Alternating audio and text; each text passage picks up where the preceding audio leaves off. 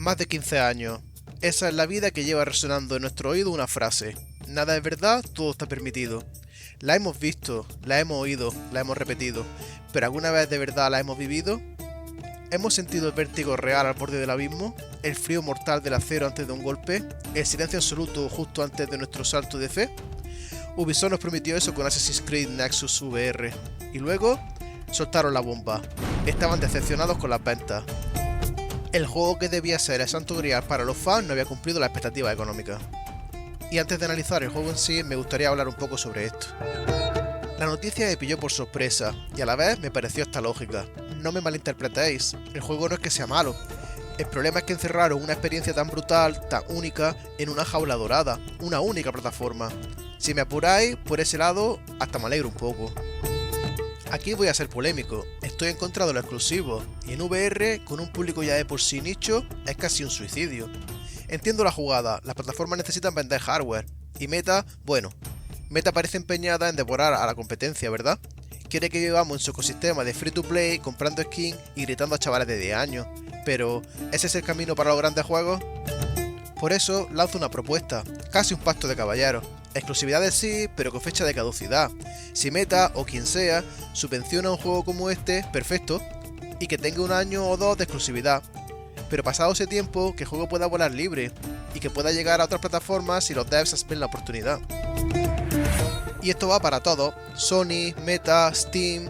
Para nosotros los jugadores, lo crucial es poder jugar con el hardware que tengamos, y que la empresa venda lo suficiente para que no deje el mundo VR abandonado. Y ahora sí, olvida todo lo que queráis saber sobre Assassin's Creed, ponte la capucha y acompáñame, damos nuestro salto de fe. Todo comienza contigo, un hacker de élite infiltrado en Abstergo. La premisa es sencilla. La compañía quiere usar los recuerdos de 3 asesinos más legendarios para encontrar el artefacto perdido. Artefacto con el cual se presupone que manipulará a la humanidad para eliminar la desobediencia del siglo. Como puedes ver, la historia principal que une los saltos al pasado es un mierdón. Yo directamente le doy a saltar. Por suerte, la trama dentro de cada misión y cada personaje es un poco más entretenida y cumple su función de hilo conductor para los objetivos. Lo que te va a volar la cabeza de verdad es el movimiento y la libertad. Esto no es pulsar un botón para trepar. Bueno, para hacer parkour quizás sí. Pero también es agarrarte con tus propias manos a un saliente, sentir cómo tu cuerpo se eleva y mirar hacia abajo para ver las calles a decenas de metros bajo tus pies. El parkour aquí no es un medio de transporte, es la libertad de tu imaginación. ¿Ese tejado parece demasiado lejos? Pues coge carrerilla y salta con ganas, porque aquí el único responsable de que no acabes estampado contra el suelo eres tú. Y es que el juego te mete de lleno en la piel de 3 leyendas. Ezio de Venecia, Cassandra en la antigua Grecia y Connor en la Revolución Americana. Cada asesino se siente diferente porque sus mundos lo son. El diseño de los niveles es una locura, mapas abiertos, llenos de vida, secretos y sobre todo oportunidades. Te encontrarás a ti mismo parado en un balcón simplemente observando, trazando tu ruta en la mente. Vale, puedo trepar por esa columna, saltar a la cuerda de la ropa, caer sobre ese guardia, usar una bomba de humo y desaparece entre la multitud. Esa es la verdadera magia de Nexus. La estrategia nace de tu propia percepción del entorno, y para ayudarte puedes usar la vista de águila, que es una gozada. Todo se ve como una maqueta viva, ahí puedes detectar los puntos de interés a tu alrededor. En cada mapa hay un montón de coleccionables. Algunos te cuentan más del lore, otros son retos de parkour o puntería. Las misiones tienen varios objetivos que puedes revisar desde el menú. También hay pequeños puzzles, pero muy sencillos. Lo que necesitas para resolverlos suele estar en la misma habitación. Los gráficos están muy bien para ser de Quest, no son fotorrealistas, claro, pero sí son inmersivos y dinámicos. Tienes cuerpo virtual completo que además se adapta bastante bien a las situaciones, por ejemplo, cuando estás sujeto a una pared, las piernas reaccionan de forma similar a como lo harían en realidad. ¿Y el combate? El combate. ¿Recuerdas los juegos planos cuando te rodeaban 10 guardias y te limitaba a pulsar contraatacar? Olvídalo, aquí tienes que levantar el brazo para parar un mandoble, esquivar físicamente unas tocadas y buscar con la mirada el hueco para clavar tu espada. Es caótico, es visceral y a veces un poco torpe, sí. No tiene la precisión de un simulador de grima, pero tiene mucha libertad y eso lo compensa. Puedes matar a distancia con cuchillos, con arco o sigilosamente de un golpe. Puedes crear tu propia estrategia.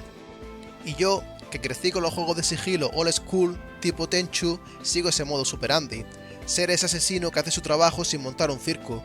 Cuando se den cuenta de lo que ha pasado, yo ya estaré andando tranquilamente por la calle. Y quizás hasta dándole una galleta de gratis a algún plebeyo despistado.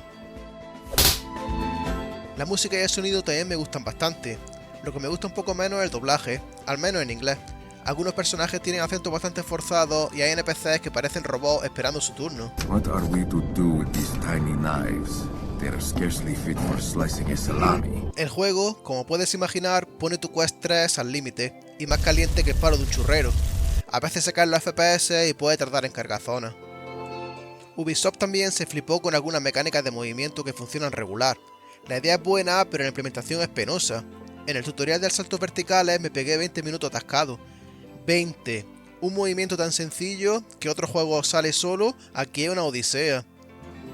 Al final descubrí que es un simple movimiento de muñeca sin apenas recorrido de brazos, muy poco intuitivo y que complica más que ayuda. Otro punto negro es el HUD sobrecargado, con iconos por todos lados, objetivos, guardados, alertas, te saca de la inmersión. Ojalá solo fueran visibles en vista de águila o escaneo. No encontré cómo quitarlo. El juego también ofrece algo de progresión. Conforme vayas jugando, se desbloquean automáticamente nuevas habilidades y mejoras, como más vida o armamento. El juego es bastante largo. Sin complicarte buscando coleccionables, tardará unas 15 o 20 horas en acabar la historia, así que tiene juego para rato. Eso sí, puede hacerse largo y algo repetitivo. Recomiendo intercalarlo con otros títulos para no saturarse.